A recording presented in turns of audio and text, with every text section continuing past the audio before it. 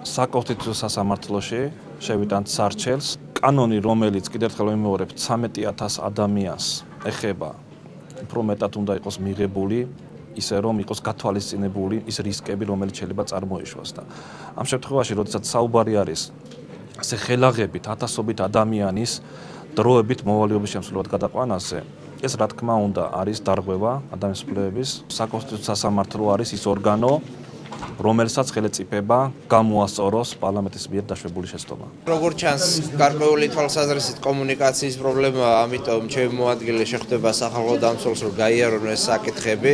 ჩვენი მოსაზრება არის ის, რომ ვინაიდან თვითმმართველობის სრულიად ახალ სისტემას ვიღებთ, ვინაიდან თვითმმართველობებში სტრუქტურა იცვლება, ეს ყველაფერი საჭიროებს იმას, რომ გამოცხადდეს ახალი კონკურსები. გარდა ამისა, თვითმმართველობებში მუშაობენ ადამიანები, რომლებსაც წლების განმავლობაში კონკურსი არა აქვთ გავლილი და არიან უვადოდ დანიშნულები, რაც საჯარო სამსახურის შესახებ კანონმდებლობასთან წინააღმდეგობაში მოდის, ამიტომაც უშუალოვანია, რომ ეს საკითხი ერთხელ და სამუდამოდ იქნეს მოწესრიგებული.